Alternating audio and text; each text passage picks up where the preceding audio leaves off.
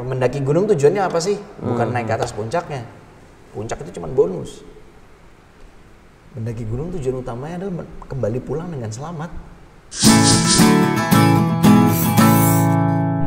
Apa kesalahan yang paling fatal mungkin yang pernah lo lakukan? Yang membuat lo, ini pembelajaran besar banget kesalahan ini. Itu saat lo di alam bebas. Ketika lo di alam bebas, apapun bisa terjadi. Psikologis lo bisa down. Kemudian ketika psikologis lo down, lo bisa yang namanya demotivated, menyalahkan segala apapun. Pasti pernah. Bohong kalau gue bilang gue nggak pernah. Gue pernah yang namanya tiba-tiba saking keselnya karena capek dan apalagi di ketinggian oksigen menurun, ya gue menyalahkan ego gue kalah sama ego gue. Sering kalau dibilang gue kalah sama ego gue sering, tapi seringnya itu kan malah menjadi titik balik. Oh, oke. I have to conquer my ego.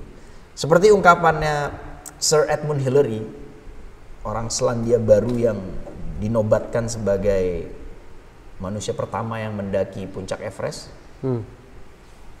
Dia bilang bahwa bukan gunung yang kita taklukkan, tapi diri kita yang kita taklukkan. Ya itu benar adanya. Salah lo ngomong menaklukkan alam, yang menaklukkan gunung, salah. Tapi yang lo benar adalah menaklukkan diri lo. Lo ngelawan ego lo, gitu kan. Capek, aduh capek, gue pulang aja deh. Nah itu ego. Lo ngerjain sebuah project, aduh gak goal-goal nih, udahlah gue pulang aja lah. Enggak, tapi itu ego lo yang bicara. Kayak gue bilang, dari situ gue belajar bahwa korelasikannya dalam kehidupan sehari-hari gue. Entah di dunia manapun gue bekerja ya, zona apapun.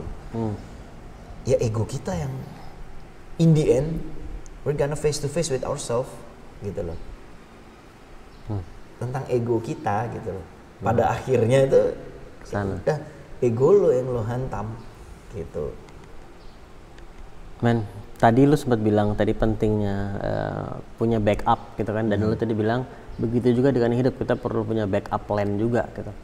Nah, di mana tadi lu juga bilang ya kalau lu tahu apa yang lu jalani gitu.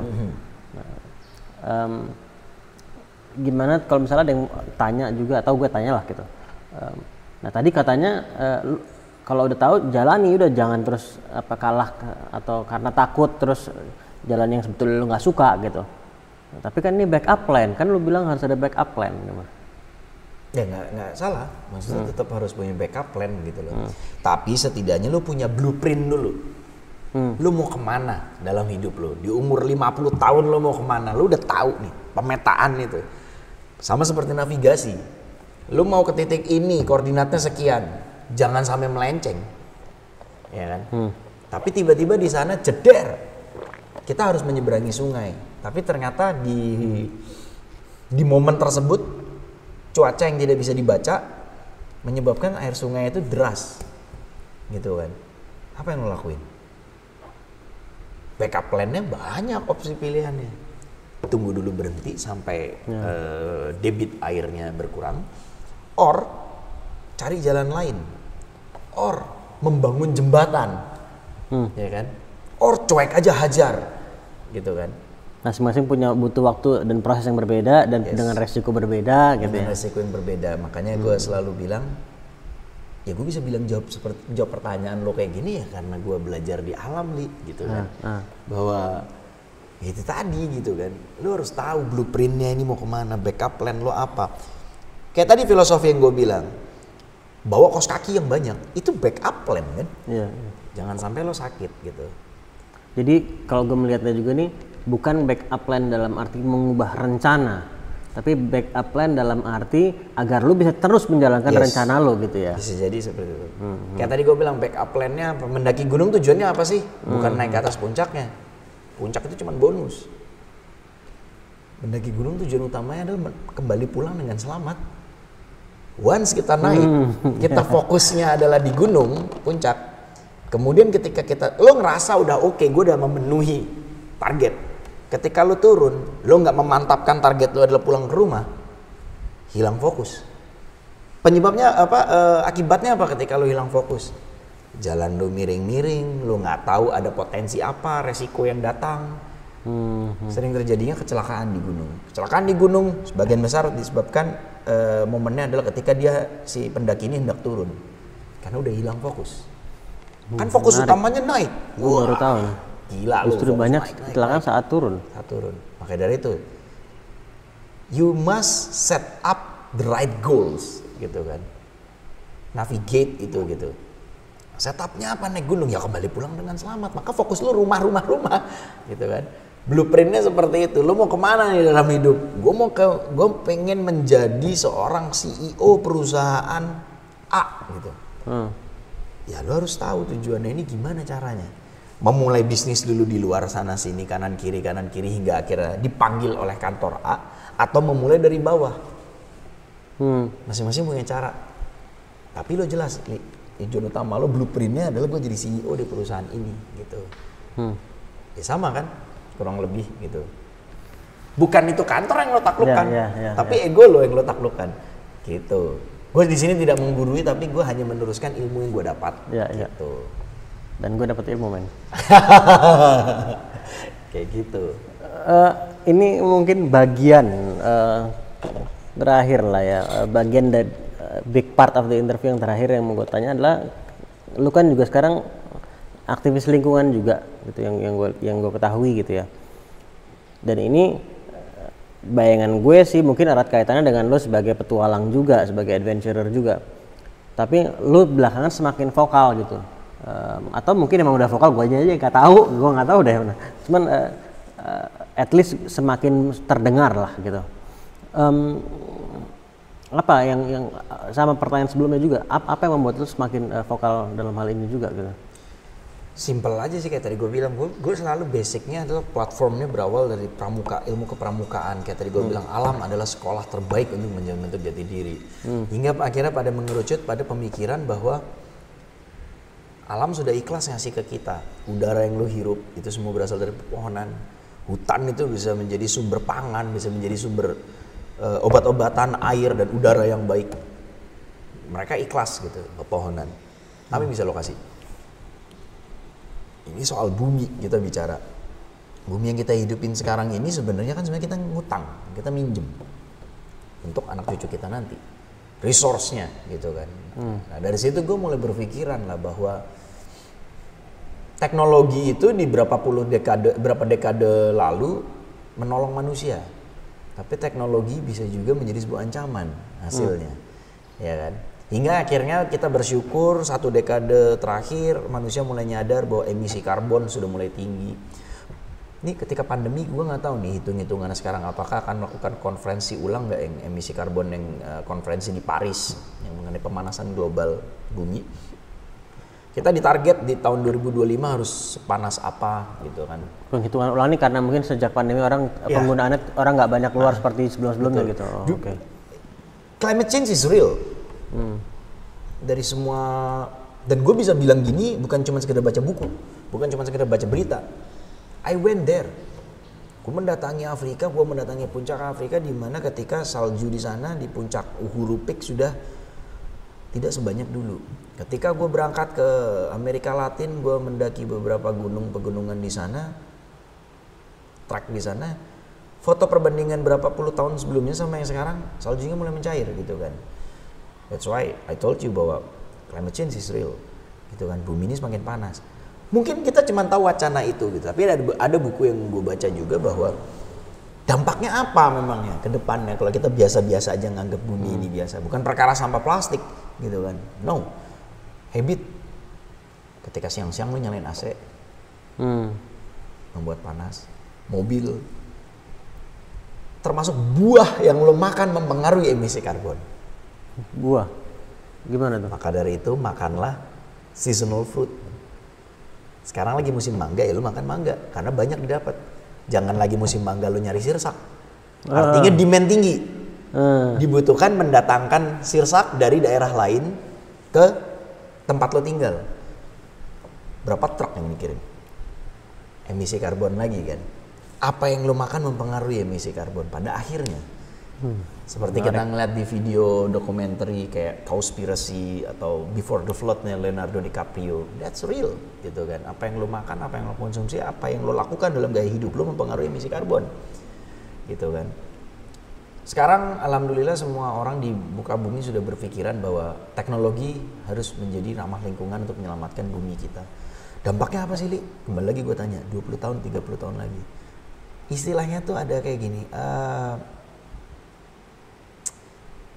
akan ada yang namanya migrasi besar-besaran ketika bumi semakin panas. Akan banyak serangan refugees gitu. Bukan serangan ya, tapi lebih kepada, bahasanya bukan serangan, mungkin bahasanya lebih kepada akan banyak migrasi besar-besaran. Migrasi apa nih? Manusia. Di India, di Afrika itu dikhawatirkan dari bukunya Bumi yang Tidak Dapat Dihuni Lagi, bukunya David Wallace, bahwa ketika kita masih gaya hidup seperti ini lagi di 2025 atau 2028 gitu, belahan bumi di Afrika, wilayah Afrika atau wilayah India akan semakin panas tanahnya. Cocok tanam sudah tidak bisa. Mengakibatkan apa? Orang berpindah. Orang berpindah gitu. Krisis baru gitu kan. Tentang refugees tadi gitu kan. Kita tidak bilang bahwa refugees itu buruk ya gitu. Tapi dampaknya akan banyak. Hingga akhirnya kalau kata Obama di film Before the Flood-nya Leonardo DiCaprio, it's gonna be national security issues.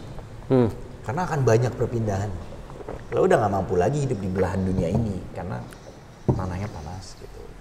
Ya mendasari itulah dari riset gue mendatangi tempat-tempat, akhirnya gue bisa melihat bahwa ya we have to create a positive changes gitu loh in your life. Sikat gigi, paling simpel aja lah, sikat gigi, air jangan terlalu banyak gitu. Demand, maksudnya gini, hutan di Indonesia, terutama kita bicara Indonesia ya, sudah mulai terkikis dengan ekspansinya palm oil, kelapa sawit. Kenapa? Karena demand yang tinggi akan produk-produk, boleh dibilang produk kecantikan atau produk apa yang mengandung, yang tidak ramah lingkungan. Tidak ramah lingkungan dalam artian apa? Mengandung kelapa sawit di dalamnya. Demand semakin tinggi, maka kebutuhan akan kelapa sawit lebih besar kan? Oh, artinya itu ketika dia mengandung kelapa sawit, artinya kebutuhan kelapa sawit menjadi tinggi, jadi hutannya menjadi semakin kena ekspansi itu. Fungsi hutan diganti menjadi perkebunan. Jadi bukan kelapa sawitnya yang bermasalah, tapi efek karena adanya tingginya permintaan kelapa sawit manusianya yang bermasalah. Manusia yang bermasalah. Karena demand yang tinggi, orang mementingkan keuntungan dalam jangka pendek. Maka hutannya dibabat. Gitu kan. Kembali ke ego lagi, kita udah bilang menaklukkan ego. Kelapa sawit tidak salah.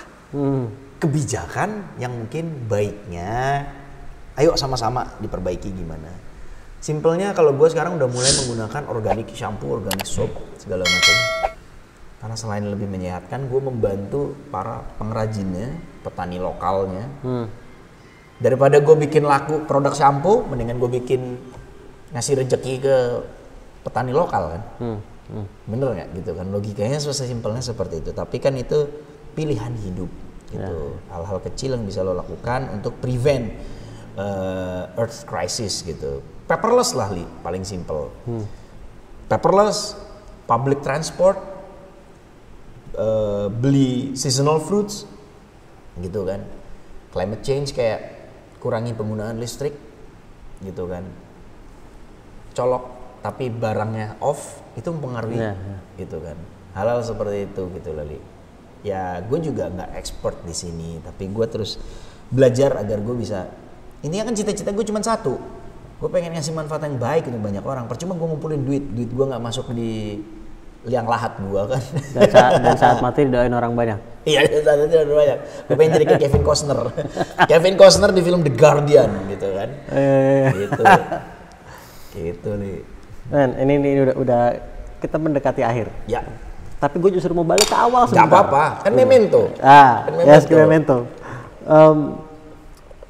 Lo tadi di awal sempat bilang juga mengenai, ya gue terus membangun keyakinan gue pas gue tanya, lo nggak ada ragu atau takutnya saat awal memulai gitu kan? Nggak, gue justru jalan gitu kan, dan lo membangun keyakinan itu.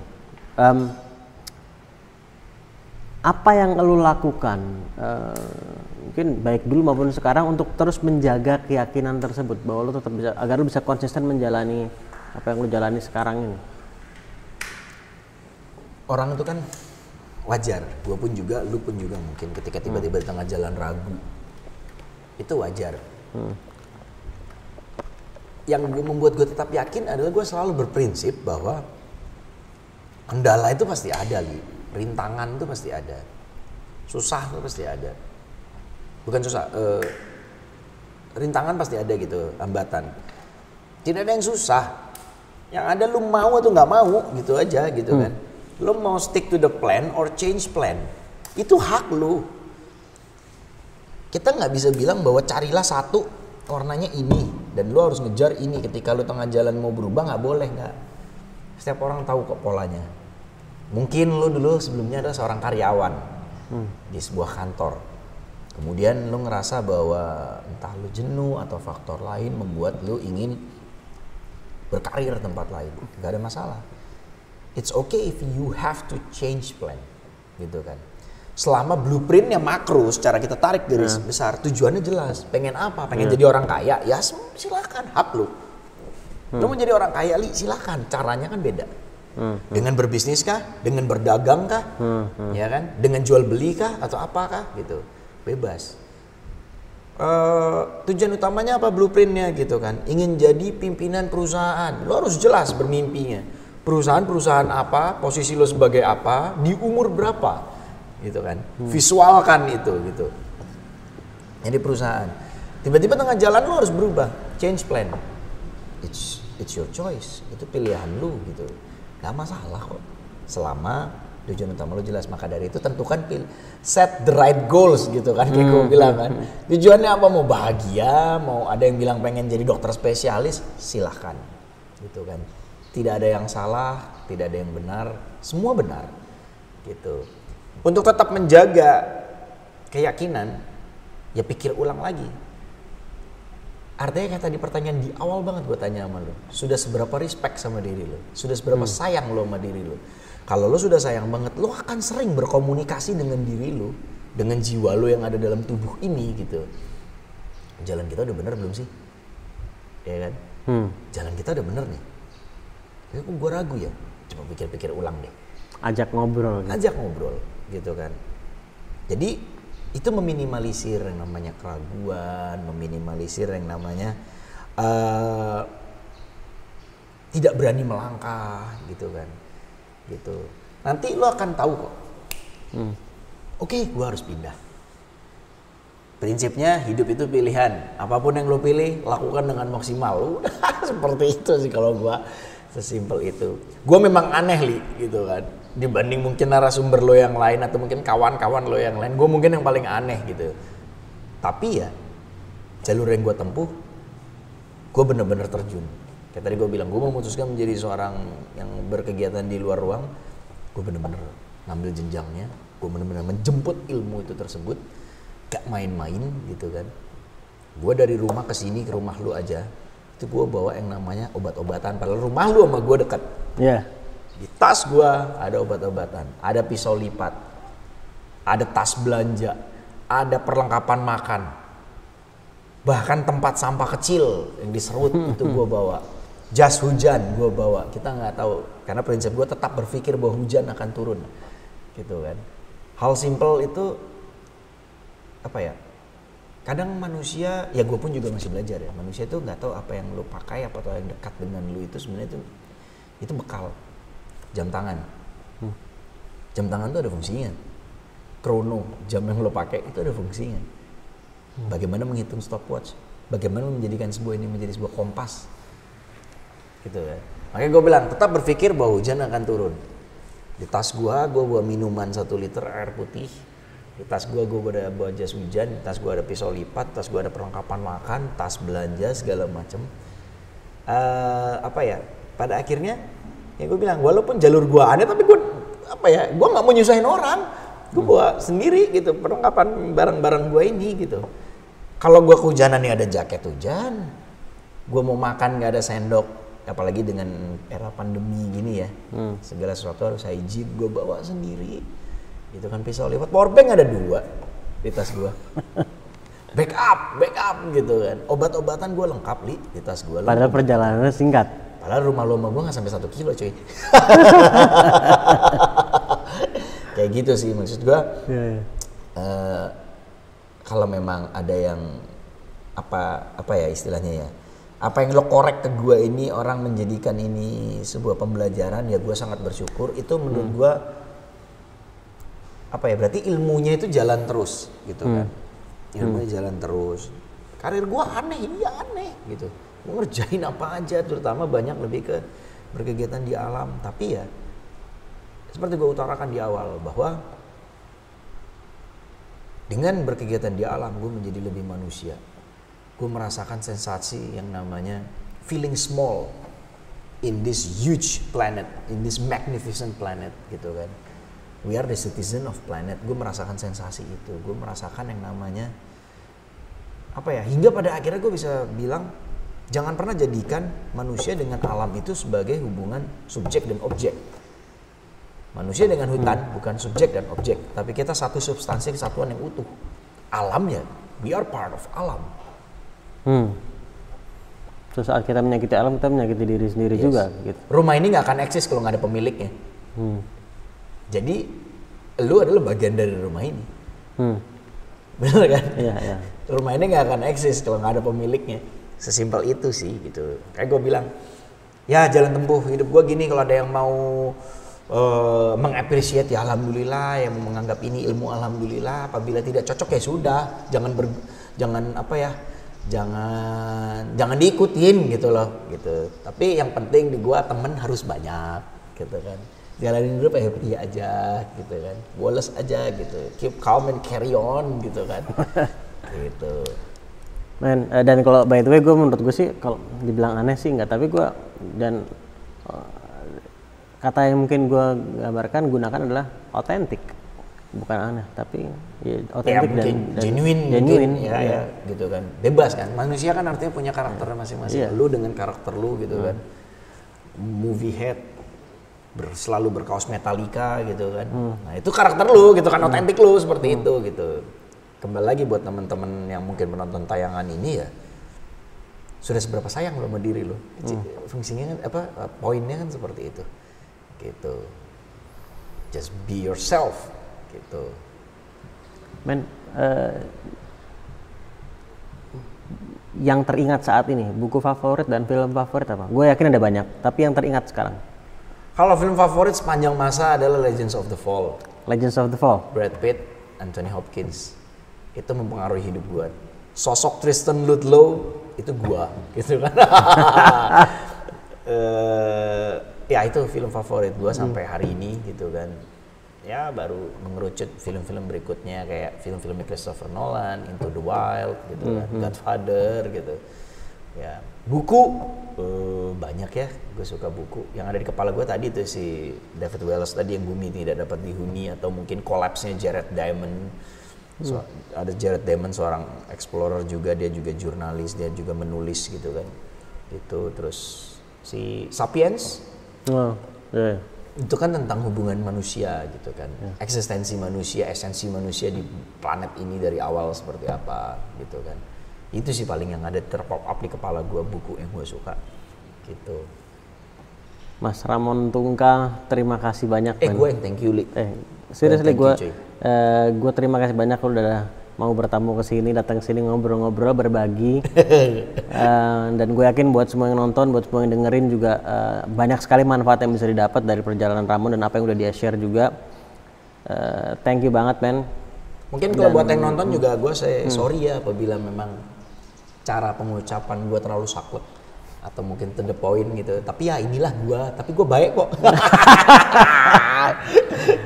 Gue udah kenal dia lama, gue bersaksi bahwa dia adalah orang yang baik gitu. Gitu. Dan tadi lu bilang salah cita-cita lo ya, kalau lu udah nggak ada, orang mendoakan lo. Gitu kan? Iya.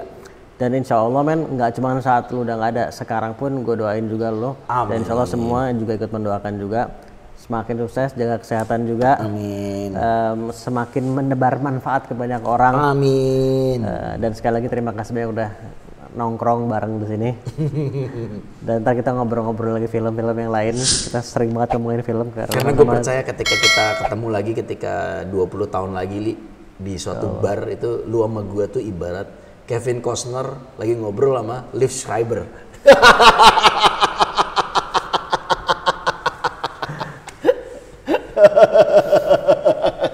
Interesting gitu.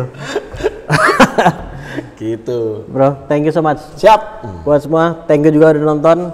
Bermanfaat. Kita ketemu lagi di episode selanjutnya. Thank you, man. Tetap tangguh kawan-kawan.